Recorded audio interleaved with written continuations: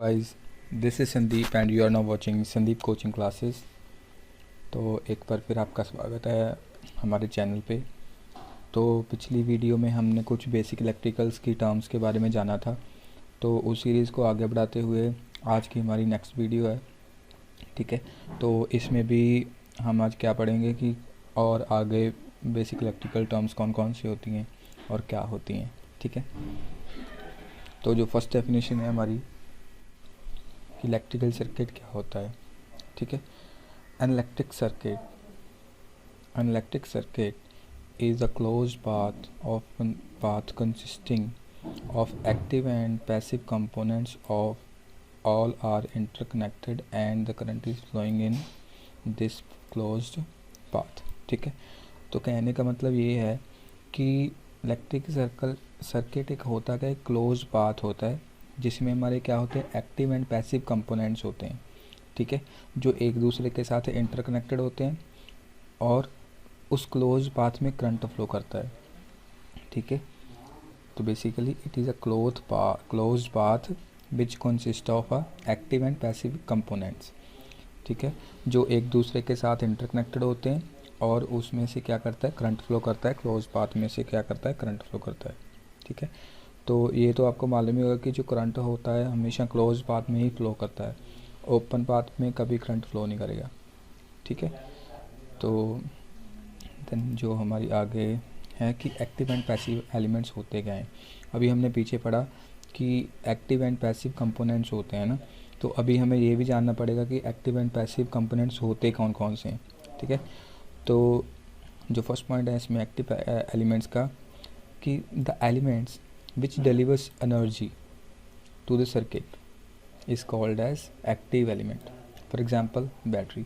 देखो, जो भी हमारे एलिमेंट्स होते हैं, ठीक है, जो एलिमेंट्स किसी सर्किट को क्या करते हैं, एनर्जी डिलीवर करते हैं, जो सप्लाई करते हैं। ठीक है, तो वो उसे हम क्या बोलते हैं, एक्टिव एलिमेंट्स। फॉर एग्जांपल जैसे बैटरी होगा ना, वो क्या करती है, एनर्जी प्रोवाइड करती है किसको, किसी भी सर्किट को।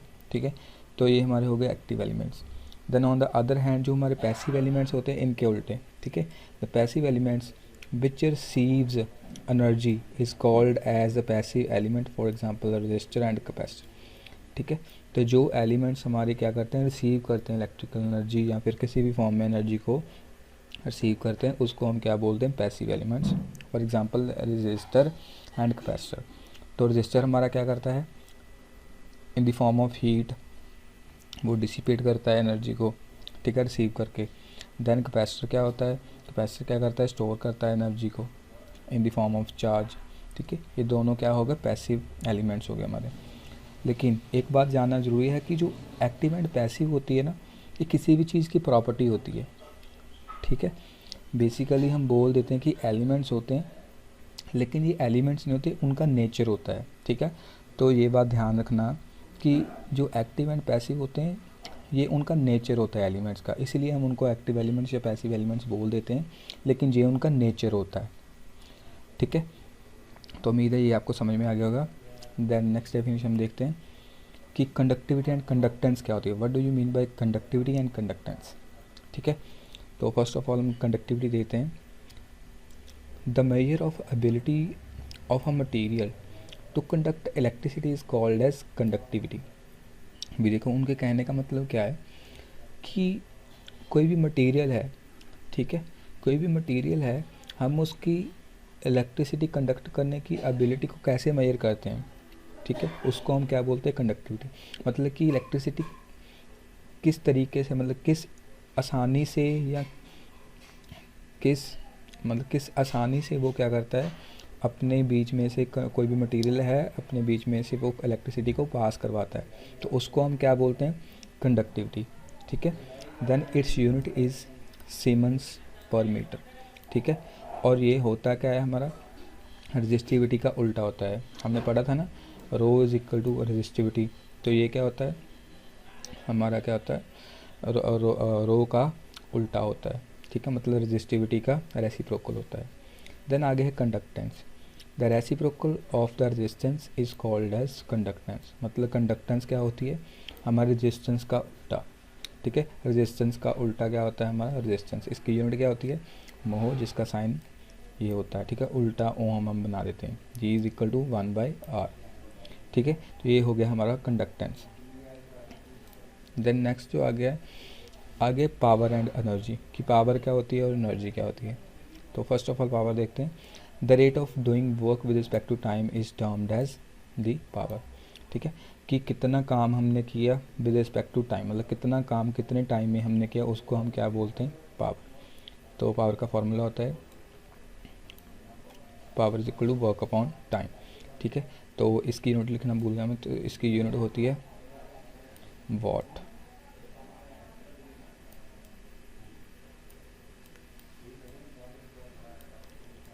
ठीक है, वॉट इसकी क्या होती है, यूनिट होती है। Then energy, the ability to do work is called as energy, कि जो भी हमारी एबिलिटी है किसी काम को करने के लिए, ठीक है, उसको हम क्या बोलते हैं, बेसिकली एनर्जी बोलते हैं, ठीक है। तो देन आगे हमारे ये दो लॉज बहुत इंपॉर्टेंट है, ठीक है, आपको ये सर्किट थ्योरी में भी काम आएंगे, आपको इलेक्ट्रिकल नेटवर्क्स को सॉल्व करने के में भी काम आएंगे, ठीक है। तो ये दोनों लॉज बहुत इंपॉर्टेंट है, which is called as Kirchhoff's law, ठीक है। ये दो लॉ होते हैं कौन कौन से, किरचॉफ्स फर्स्ट लॉ और Kirchhoff's second law. First law को हम KCL या करंट लॉ भी बोलते हैं, और सेकंड लॉ को हम KVL या फिर वोल्टेज लॉ भी हम बोलते हैं, ठीक है। तो देखते हैं कि ये होते क्या हैं। First of all Kirchhoff's first law, कि it states that the current flowing into the node must be equal to the current leaves from that node, ठीक है। कहने का मतलब है कि किसी नोड पे, ठीक है, किसी नोड पे अगर करंट फ्लो कर रहा है तो उसमें जितना करंट एंटर होगा, ठीक है, उतना ही करंट क्या होगा, बाहर निकलेगा उस नोड से। फॉर एग्ज़ाम्पल जैसे मान लो कि ये एक पॉइंट पे, ठीक है, मान लो कि ये जो करंट है ये इनवर्ड्स जा रहा है किसी नोड पे और ये आउटवर्ड्स जा रहा है, ठीक है। इसको हमने 1 मान लिया, इसको 2 मान लिया, इसको 3 मान लिया और इसको 4 मान लिया।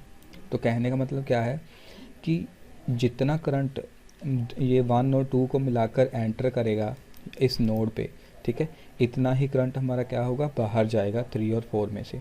मतलब कि मान लो कि अगर यहाँ से 2 एम्पीयर आ रहा है, यहाँ से 3 एम्पीयर आ रहा है, ठीक है, टोटल कितना होगा, 3 और 2 5। तो इन दोनों का मिलाकर भी हमारा लीव कितना करेगा, 5 एम्पीयर ही हमारा जो करंट है वो यहाँ से लीव करेगा, ठीक है। तो बेसिकली बोलने का मतलब क्या है कि जितना करंट हमारा किसी नोड में एंटर होगा उतना ही बाहर निकलेगा, ठीक है, दोनों का अमाउंट सेम होगा। तो देन आगे it is based on the law of conservation of charge. अभी देखो कंजर्वेशन ऑफ चार्ज पे, क्योंकि इलेक्ट्रिकल जो करंट होता है वो हमारा फ्लो ऑफ इलेक्ट्रॉन्स या फ्लो ऑफ चार्ज हम बोलते हैं, ठीक है। तो ये क्या है कि जितना चार्ज एंटर हुआ उतना ही चार्ज बाहर निकलेगा। तो it is based on the conservation of charge, ठीक है। तो ये था हमारा किरचॉफ्स फर्स्ट लॉ या फिर KCL। देन आगे हमारा किरचॉफ्स सेकंड लॉ और वोल्टेज लॉ, ठीक है। तो it states that the algebraic sum of voltages in a closed circuit must be zero. It is based on the law of conservation of energy, ठीक है। तो इसका क्या मतलब है कि जो भी हमारा कोई सर्किट है हमारा, मान लो कोई भी सर्किट है, तो उसमें हमारी जितनी भी वोल्टेज होगी, मान लो V1 है, ठीक है, प्लस V2 है, देन प्लस V3 है, मतलब कितनी भी हमारी वोल्टेज हो सकती हैं उनका जो सम होगा, अलजेब्रिक सम होगा, वो हमेशा कितना होगा, ज़ीरो होगा, ठीक है। KVL क्या स्टेट करता है कि the algebraic sum of voltage in a close circuit must be zero, मतलब किसी भी क्लोज सर्किट में जो हमारा वोल्टेज का सम होता है सभी वोल्टेज का, वो हमेशा ज़ीरो होगा। और ये किस पे बेसिस पे होगा, किस पे बेस्ड है, ये कंजर्वेशन ऑफ एनर्जी पे बेस है, ठीक है। तो आगे देखते हैं। That's all. सो उम्मीद है ये वीडियो आपको पसंद आई होगी, ठीक है। अगर पसंद आई हो तो हमारे चैनल को सब्सक्राइब करें और अपने दोस्तों के साथ शेयर ज़रूर करें, क्योंकि अभी हम बेसिक से स्टार्ट किया है, तो धीरे धीरे आगे हम एडवांस लेवल पे भी जाएंगे, ठीक है। तो अपने दोस्तों के साथ शेयर ज़रूर करें और कमेंट करके बताएं कि वीडियो आपको कैसा लगा। So thanks for watching guys.